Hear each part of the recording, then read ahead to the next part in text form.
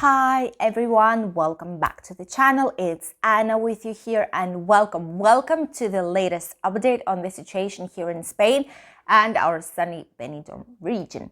So for today we have quite a few news, so let's start. First of all, regarding the situation that we have here in Spain, for the last 24 hours we have 6,292 new cases and the index has decreased by 3 points approximately, and now it's 196 for every 100,000. Why this is happening? It doesn't mean that the situation is getting better. No. What it means is that Andalusia, which is one of the south regions here in Spain, didn't submit their data to the official government of Spain due to the technical difficulties. So we don't really have the numbers from Andalusia. This is why the amount of cases is a lot lower than it normally is. Usually for the last 24 hours, we tend to have like 10,000 cases, more or less. And now it's only 6, but this is only because Andalusia didn't give their details today. Probably they're going to give it tomorrow, so tomorrow the increase in cases is going to be substantial. But this is due to this fact. There are some slight changes in restrictions for today, but not in all regions. For example, in Cantabria, which is north of Spain, they've decided from one day to the other. So basically today they've said, we're closing all bars and restaurants and cafeterias, starting from today. This was a very, very last notice news. No one knew about it, and it was a complete shock for all people that work in this area in bars and restaurants, because they've been working for quite a while already. No one thought that they're going to be closing them, because the state of alarm will finish soon on the 9th of May. So no one was thinking that the local government will decide to shut them down. But this is basically what happened. And due to this, a lot of owners of bars and restaurants went out to the streets on massive protests today in Cantabria. This is what's happening there. But Catalonia, which is also one of the regions where Barcelona is, they are thinking about closing bars and restaurants as well from 19th of April, which is going to be in 5 days. Today is 14th of April, by the way. So they are also thinking of shutting down all the terraces, all the bars and everything, because the growth of cases is substantial in Catalonia. It's still not official, but this is what local authorities would like to do and probably will do. It's very strange because we're thinking about bringing back the tourism, we're thinking about holidays, about vacations, about going to different regions here in Spain, about like national traveling, but at the same time we're locking down bars and restaurants once again. Not sure if it's a really good decision to make, especially when in a few weeks the state of alarm will be over once and for all, hopefully.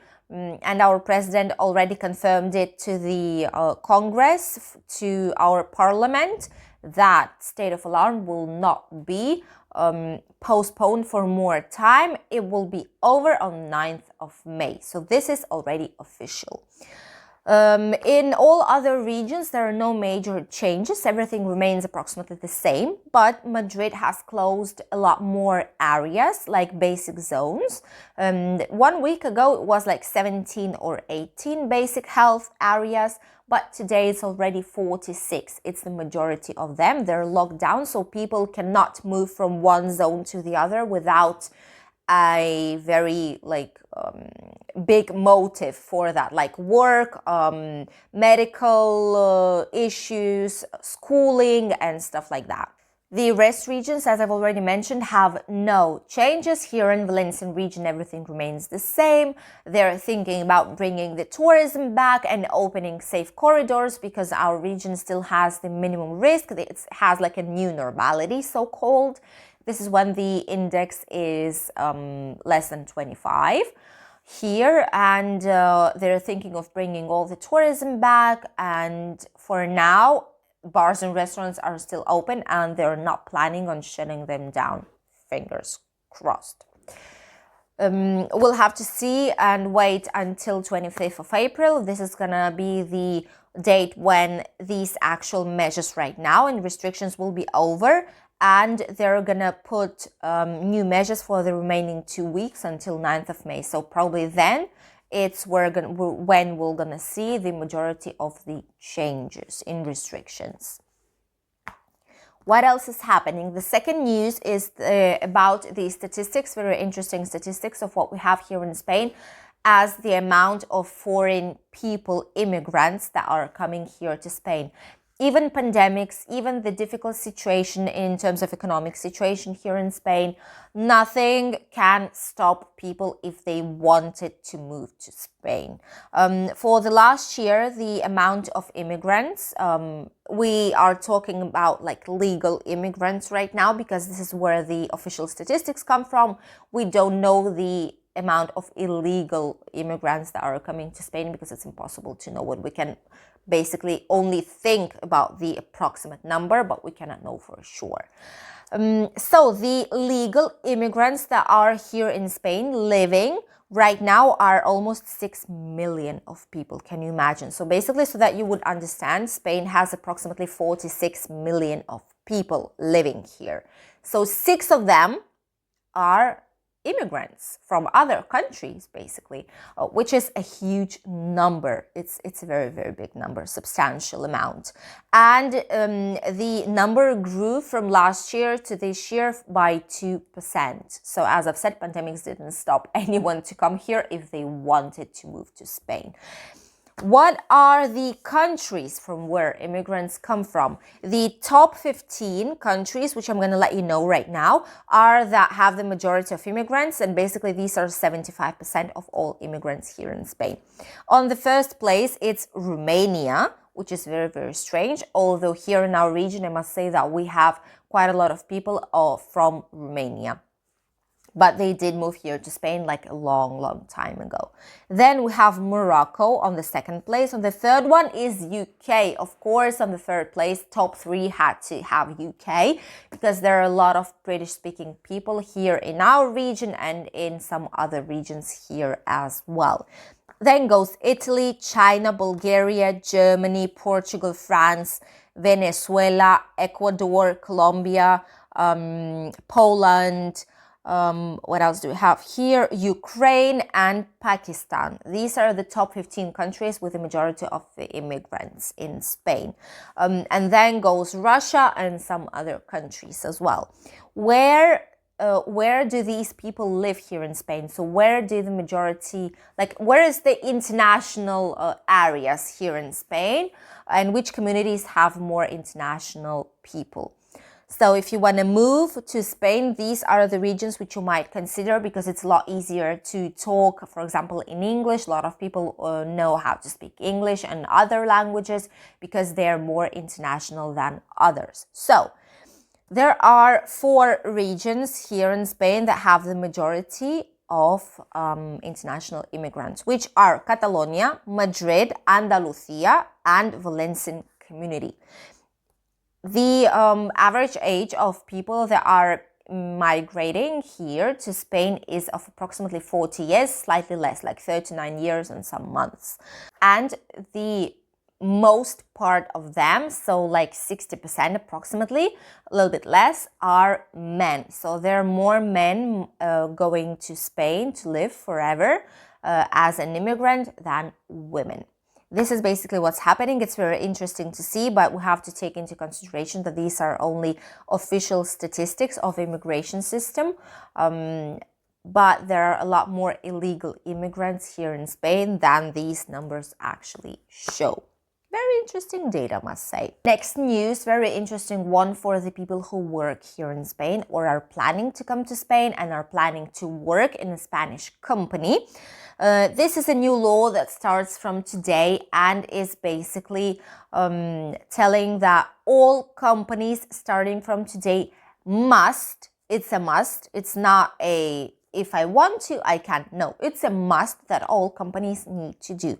They have to create an official register where they'll put all the salaries for all the people that work in that company. They have to put the full name, so name, last name. They have to put the salary. They have to put all the extras that they pay to that person, the professional category that that person works in, and the type of contract of if it's like a permanent contract or it's a temporary one.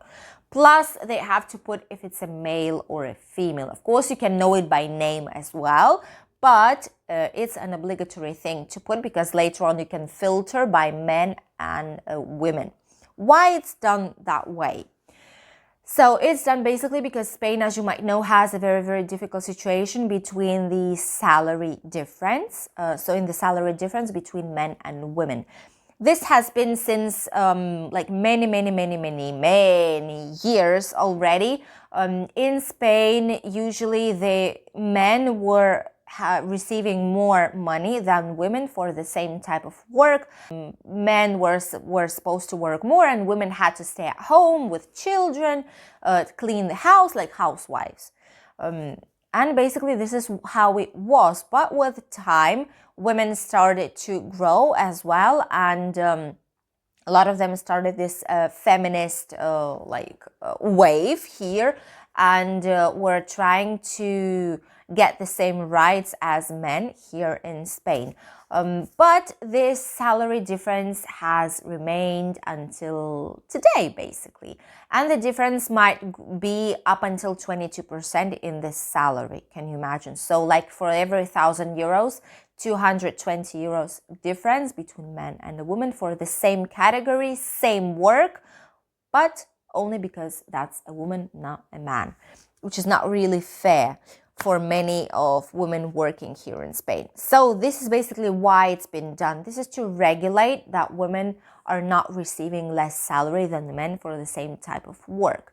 If, for example, a woman is talking with some of their colleagues and some man mentions their salary, because it's a typical talk when you are having like a lunch break or a coffee break in the mid-morning and you're talking with your colleagues, and suddenly one of them mentions that he has, for example, X type of wage, like he has 1,200 euros per month, and you know that you are receiving 1,000 only, and you're making basically the same type of work as he is, because you're working like in the same professional category. He's your colleague.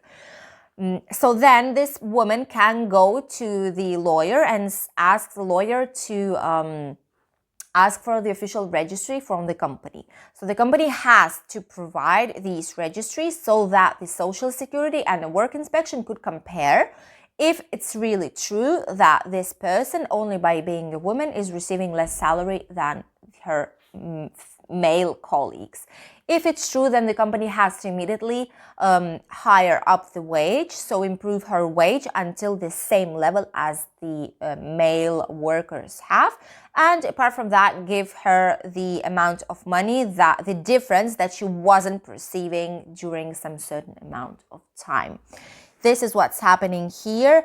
And if the company refuses to give these registries, then it's going to be court time. So by law, this person can bring this company to court, and then there's going to be official big inspection of this company.